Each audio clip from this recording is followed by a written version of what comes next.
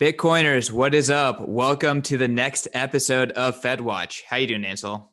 Oh, you caught me unaware. I had it on mute. Yeah, I'm doing great. How are you, Christian? I'm doing good, man. Just I like to keep you on your toes, I guess. We got a good show set up for you guys. We have a long list of things to talk about. We're talking about Bitcoin price, hash rate, things that are happening in the macro, tweets from Chamath and Ansel's based takes. We'll be plugging a few future shows as well. We have some great interviews lined up for FedWatch. Um, Ansel, Big ones coming up. Big interview. yeah, Yeah, I'm how you doing excited. these? How you doing these days? What's kind of happening in macro land in your head? Oh man, it seems real quiet. I've been tweeting out really short, kind of cryptic tweets lately, and a lot of people have been saying, "Man, you got to say more than what." Because like the other day, I just said, um, "It's the quiet before the storm," and that's what I just feel out there Yeah. in macro in general. Stocks are chugging along, oil's chugging along. Uh, all the bonds are kind of breaking up a little bit, the rates at least, and so it just feels like there's about something about to happen. And so I think the next couple months are going to be pretty exciting across macro in general. Yeah, I think that's pretty fair. I feel that, and hey, to all the listeners, all the followers of Ansel on Twitter, if you want to get some more insight, you need to listen to Bitcoin and Markets. You need to listen to FedWatch every single week, and go into Ansel's Bitcoin and Markets Discord. I'm in there all the time, kind of as a silent observer these days, but a lot of high quality signal in there, and Ansel's super active. I know you've kind of been taking your activity a little off of Twitter. I feel like Ansel is really early to a lot of these things, but he's been building a community off of Twitter for years. Yeah, I mean, I guess, do you want to like reflect a little bit about like the deplatforming that we've seen and your community? What was your insight that you needed to start building that, and how can other people start kind of doing something similar? Yeah, I mean, I was there back on Reddit. I wasn't really active on Bitcoin Talk. I wasn't that early, but I was pretty early to Bitcoin Reddit. And then it made the shift over to Bitcoin Twitter. And I remember that shift. And about a year ago, I was like, man, it feels like there's just not enough signal on Twitter. And a lot of people say that there is a ton of signal on Twitter, but I think that the kind of the other communities that we're building around content producers and building around different things like Saifedean's community and other things like that, we're really starting to build up a lot of signal away from Twitter. And so I was like, okay, well, I'm going to start this Discord community. And it also fits with my idea of localism. You want to build solid relationships, not just followings. You want to build relationships and communities. And so that's what I try to foster on my Discord and in a lot of the content I produce. So yeah, that's my thinking on that. Awesome. Are you messing around on Mastodon in the Fediverse at all? No, I mean, I set up an account a long time ago. I think on that, when they first started that Mastodon, was that like even 2 years ago now, when Novak started? Because isn't he the one that's running the Bitcoin hackers? Yeah, but he too many Bitcoiners came on and it started getting too crazy. So he kind of blocked his off so no new people can join. But Oh, really? since a lot of other people have started hosting servers, Bitcoin Magazine is going to start hosting a server. And the reality of Mastodon is it's federated. So your following it's almost like an open standard. Your following can follow you no matter who's hosting you or which server you're on. And you can look at people across servers. It's like this federated universe. The Fediverse is what they call it. Okay, so is that like really transparent? Because I that was one of the things I didn't like about Super it transparent. originally. Okay, because Yeah. I thought like you were kind of in your bubble. Your handle only went for your server. So you can do local or you can do like what's close to you, and then you can follow people across. Okay. And you can have multiple instances. You can import your following to a different place. Um, there's a lot of different ways that you can take it, and yeah, I think it's really cool. And things like TechCrunch, things like Bitcoin Magazine, like our tweets are auto posted to Mastodon. It's seamless. We're still tweeting. It's just now that news is also living in the Fediverse. And there's an app called moa.party that lets you sync it up. I personally like the Twitter to Mastodon sync, not the other way around. What happens in Mastodon stays in Mastodon. But we need to bring some more of that Twitter content over to Mastodon to make it a rich environment. Yeah, I can see that growing over the years. I don't know, like, my feelings on social media in general. I think we've kind of gone really far in one direction, and it's going to swing back the other way, where people, social media is not quite as popular. I don't know where it will go. I heard somebody talking recently. You might have some ideas about this, but I heard some people talking recently about just video games. Like, one of the places that you can go and still kind of have free speech is in an online atmosphere in video games. And Yep. that might even grow into something uh, alongside a social media of some sort that plugs in like that. I don't know. But that Video would be games interesting. they're kind of like video games in the video game chat rooms. I have a little brother who is, Hmm. very much into that because he's a teenager. And yeah, I think it's the closest thing to like this all-encompassing digital world that is talked about in The Sovereign Individual. Like that's the closest version of it that we have today. And we're seeing like VR kind of start to push into that a little bit, but really doesn't have network effects yet. Whereas like, every teenage boy has a PlayStation. There's Right. massive network effects there. And even beyond that, now stuff like Fort Watch is completely across platform, so everyone has access to this like digital world. um Before we continue talking, I don't want to turn the ad into a mid-roll, so we have a sponsor. It's Blockstack. Stacks 2.0. No, they're no longer Blockstacks. It's now the Stacks 2.0 blockchain, and they're really orienting around Bitcoin, right? So the whole idea is it's a blockchain. They have a proof of transfer, POX, and you peg in Bitcoin, and Bitcoin is the money on the blockchain. They also have a governance and staking token to support that blockchain, STX. But you don't need that token to use the blockchain, and that blockchain it takes on a lot of the features that you can't build directly into the Bitcoin blockchain, things that other altcoin chains are trying to do. And it brings it to a Bitcoin denominated world. So I think that the world is going to start denominating in Bitcoin. And the closer and more trustless you can get to using Bitcoin, the more people are going to want to use those applications. So it's exciting to see what Blockstacks is doing here and them committing to Bitcoin. We're starting to really see the narrative of Bitcoin, not blockchain. Like their marketing, their branding is all about we are part of Bitcoin. We're leveraging the most important and the most prevalent blockchain, and Bitcoin is money on our blockchain. So I like that turn of directions. Go check out stacks2.com. So that's STACKS2, the number 2.com, and learn more especially if you're a developer. But if you want to just poke around and see their blockchain based decentralized apps and DeFi stuff, again, they're doing that all on the Stacks 2 blockchain. Back into the conversation. Yeah. So, I mean, a lot of stuff going on here. Where should we start? Do we want to talk about Bitcoin? Do we want to talk about macro? What do you think is the right starting point? Well, just going down your list here, you have price and hash rate. We can kind of skip price for right now and go to hash rate if you want to. In general, as hash rate kind of stays flat right now, a lot of folks are saying that this is because there's just not enough equipment, right? Like there's a lot of people are trying to plug in machines, but there's a constraint on new machines, and there's a lot of pre-orders out that aren't going to even be fulfilled until later this year. So this is a profitable time to be mining, to say the least. If you get your hands on stuff.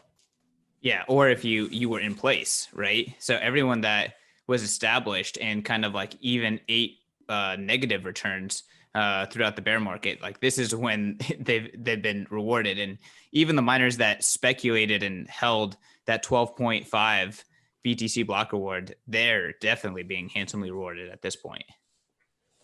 Yeah, that's interesting. I didn't think about the way the macro situation with the supply chains breaking down. We kind of have heard or been told that the supply chains are now kind of back up and running, especially outside of China, where a lot of these mining rigs are being built. But maybe not. Maybe that's still really slow. And the last things to come back on is going to be these kind of niche products like Bitcoin miners. So That's interesting. What do you think of this idea? So I had a friend that contacted me recently, obviously with the big uh, Bitcoin rally, and he was early into Bitcoin. Like he mined on a laptop and stuff way early on.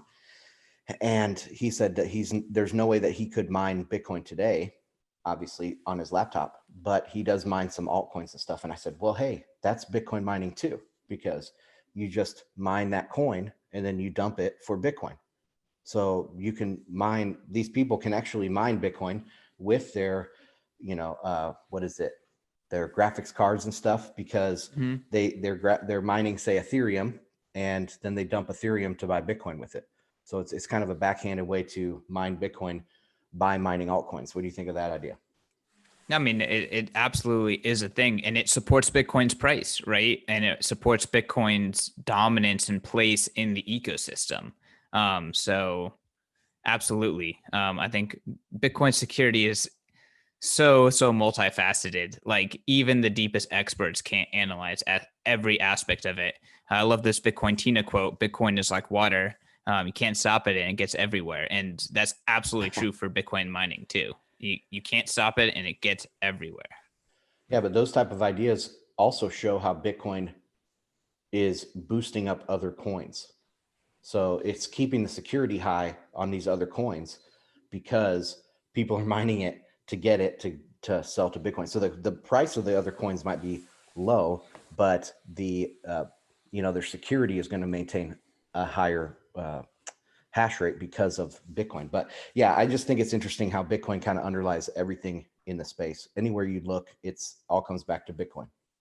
Yeah, I mean, I don't know if you listened to the most recent POV crypto. It just recently came out, but at the end, David and I kind of got in a back and forth, and I was like, no matter how you slice it, Bitcoin is at the center of this ecosystem. Everything is built on top of Bitcoin, and he, obviously has cognitive dissonance because he's an Ethereum believer. And he was like, no, if you deleted Bitcoin, Ethereum would be fine. Right. That's like a take. Like, well, that's just not the reality. That's just not what happened is happening. So, but yeah, I agree. And that your mining take is a very interesting point to add on to that argument that Bitcoin truly is at the heart of it, economically and security wise. Yep. I have one more thing about the hash rate. I think it's interesting that, we had the end of wet season, or what do they call it? No, the end of dry season in October. And so we saw a bunch of hash rate come down, and then we saw it slowly get added back. And the hash rate really hasn't responded to price as much as I thought it would have. Price has gone, let's see, price has gone like 1,000. It's 10, 10x since the bottom.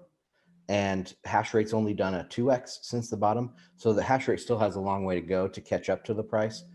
So that'll be interesting if we start seeing some pullbacks in hash rate. What does that mean? Like, what are they seeing in their side of the market that's making them a little bit more bearish or whatever? But there's so much to kind of tear apart and analyze on a mining perspective. That is one of the biggest kind of black boxes for me, at least in the space, because I don't really understand all of the stuff that goes into mining. So maybe we should have like Barber on, SG Barber. Yeah. Have you I mean, there's a lot of good folks out there. We do the regular mining panel on Bitcoin Magazine Happy Hour. We do that, every 5 weeks or so. So well connected with folks who can jump on FedWatch for sure. There's definitely fewer folks that are into mining that are very, very much in tune with the macro space. So we'll find a good guest for that.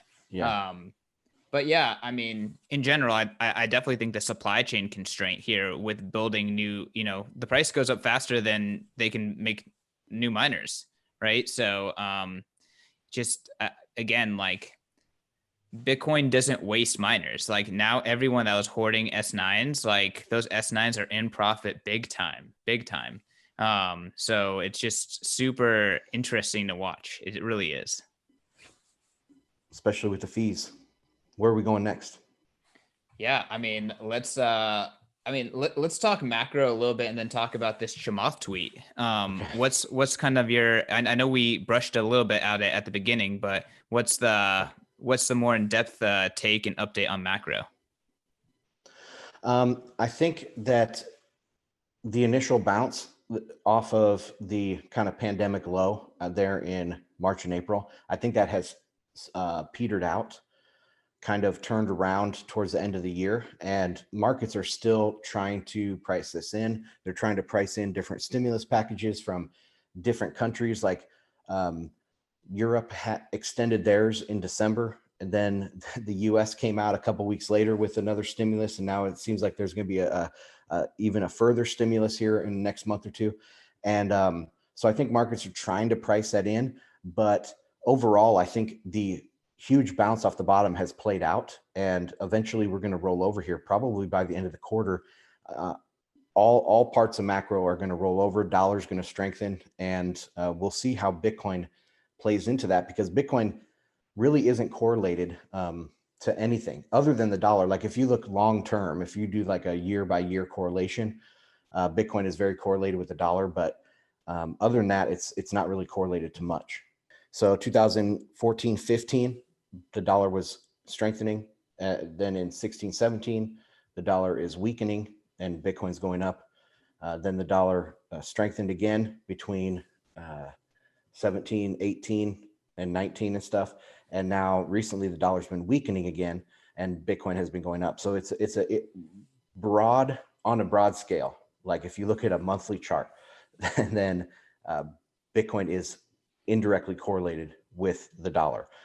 But on a short-term time frame, like I look at daily prices or even weekly prices, and then the correlation is not apparent. So we can still go down on Bitcoin before we go back up. Yeah. So, I mean, I guess what's your price analysis on Bitcoin now? It's January 19th. We're kind of fighting with 37. We're seeing shitcoins rally. Like, Mm-hmm.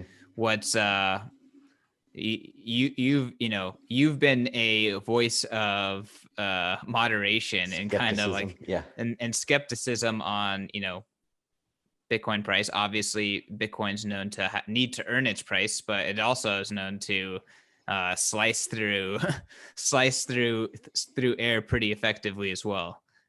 What's your take right now? Yeah, well, it's not going to be easy to hold Bitcoin. I think, people that bought at 40,000 or 42,000, it's still pretty easy to hold because they look around them and they see all these bulls on Twitter, right? So I think these people need to question their their buys at 42,000 before we can go back up. So people need to feel a little bit more pain. But even though it dropped 30%, I don't think there's been enough pain in this pullback yet. So I'm still on the bearish side short term, thinking that it could retest the 2017 highs down to 20,000 before it recovers. But we'll see. Wow. It might not get down that low, but I think there's a much higher chance than people are giving it. By the dip. Yeah. I'll be catching knives way before we hit 20K. I have some bids at about 23, so I think it will get down there. Okay, well, you heard it here first, guys. 23K, 2017 highs potentially. We'll see. I feel like there's just still a lot of FOMO, and I think all of a sudden in people's head, 30K is cheap. But who knows? It tested that, and it could always test again. I'm no pro here. Yeah, look how fast it went up. I mean, when was it? What was it? The yearly open this year was back down at 29,000 was the yearly open, and it's only been 19 days since then. So we can go down a lot more, and it can recover before you know it. You turn around and 2 weeks later it'll be recovered. So I'm not saying it's going to go down there and stay down there, but there needs to be some massive pain for people before we turn back around. Yeah. Well, I could definitely tell from Twitter sentiment. Like, I'm seeing a lot of people commenting on Bitcoin Magazine posts and stuff like that. Some of them with remorse for buying, 40K Bitcoin or 36K Bitcoin or something like that, and I should buy back lower. So not, I keep saying this: new people entering the space, like it's not practical to expect them to be Bitcoin oriented. They are still dollar oriented. They are still stock speculation oriented. A lot of them are going from I'm saving in dollars to this is not working to I'm speculating in the stock market. Now I'm speculating in crypto. That's their mental path. So they're really freaking far away from stack sats and sats are my freedom, or sats are my safe haven, as Matt Odell likes to say. Yeah, and one of the things I don't think quite understand is that price is just the marginal price. The last Satoshi was sold at that price. So, if you have one Satoshi being sold down at 20,000, the price still wicks down to 20,000. So it doesn't mean that it has to remain down there, or that, that is the fair value of Bitcoin, but it just means that there was a Bitcoin traded at that price. So, yeah, even if coins are going into long-term holding, that doesn't really matter for short-term price movements. You can still wick down. It's just who panic sells the bottom. Where the panic seller is going to be. That's where the bottom is going to be at. Yeah, I mean, that makes sense from an analysis perspective. Let's get some more Ansel analysis. Chamath put out a tweet criticizing Gavin Newsom, saying like, your plan sucks, and you responded to that with what I consider to be a relatively base take. I think that there's some Bitcoiners here who may not have been acquainted with your mental model of the world, so this could be an opportunity to explain the take, as well as first principles, how you kind of view this stuff. Let's see, what did I say? Okay, I said that governments usually fail, because he said that this was the biggest failure in our lifetimes for government, the way that the vaccine has been rolled out. And I was like, governments always fail. And that it's just that we are kind of looking to government more these days. People are more, I said in this, the slavish reverence for government is much higher today. And so when, government fails, as it usually does, it seems like the biggest failure in our lifetimes, but it's just business as usual for government. There is no profit motive for government. They have no reason to make good decisions. So, this is a typical. I hope people start to wake up around this time, and they start seeing exactly what Bitcoiners and libertarians and even like crypto anarchists here in Bitcoin, what we've been saying for a long time about government, about its inability to centrally plan things, and how all that always fails. So that was my basic take. What are your thoughts on that? Yeah, and I think a really fair statement that someone who doesn't necessarily believe in the government's ability is to say that governments suck at distributing things and redistributing things. So whether that is distributing physical vaccine, whether that's distributing physical aid, whether that is distributing funds and reallocating taxes, like, the government sucks at that stuff. So if you're looking at the government to tax and redistribute, take resources and redistribute, you can pretty much always look to a disappointing end result. Yeah, it comes down to the inability for governments to have economic calculation, because they don't have profit, right? The reason why the free market works and capitalism works and stuff is because that profit will drive people to do more of that thing and less of other things, because our time is scarce. So we can only spend our time doing so much stuff, and we'll do the things that are more profitable. And the government doesn't have a profit motive, so they have no idea what is the best thing to do at any given time. That's why they misallocate everything. Everything they do is misallocated, and we shouldn't be surprised that they fail over and over again, especially the Federal Reserve. I mean, this being Fed Watch, the Federal Reserve is always late to the party. They never see a crisis coming, and it just repeats over and over and over again. We have this like ivory tower complex with the Fed and government in general a lot. White coat syndrome, thinking that they are smarter, better people or something, but they're not. They're just they're central planners that think they know better than the free market, which they don't, and they get told over and over again by the free market. Yeah, I think that's a good place to pivot to our last point, which is to really encourage you guys to subscribe to FedWatch Bitcoin and Macro on your Bitcoin on your podcast feed. This is actually going to be the last show that is published on the Bitcoin Magazine feed. So if you are on the Bitcoin Magazine feed from now on, you are only going to be getting Bitcoin Magazine podcast. You're not going to be getting FedWatch. You're not going to be getting the Van Wordum Shores NATO. You're not going to be getting Bitcoin in Asia. So make sure to subscribe to FedWatch in particular. Obviously, we're bringing the fire analysis every single week, the Bitcoin and macro perspective. But on top of that, we're bringing on some fantastic guests. Nick Bhatia, Max Kaiser, the two next on our lineup. Ansel, do you want to talk about these interviews in particular? I know that you are super excited for this Nick Bhatia one. Oh yeah. I think this Layered Money book that he wrote recently has the possibility of being as pivotal as the Bitcoin Standard. I think it's really, really good. And I can't wait to talk with him about it. And then Max Kaiser, oh man, he is the original Bitcoin OG content producer. He's been through the trenches, and he always is such a character and right on about so many things in Bitcoin. So can't wait to discuss maybe more of a macro stuff with him than just Bitcoin, drawing in the macro. And with Nick, I can't wait to talk about the dollar. That's what I really want to hone in on with him. Yeah. And I actually recently interviewed Nick about Layered Money. So now that the book is actually out, it'll be awesome to have him back on FedWatch and to, put you two experts on, in the conversation. I'm just going to be asking the silly questions. But on the flip side, I'm super excited for Max because of the narratives, the high level perspective.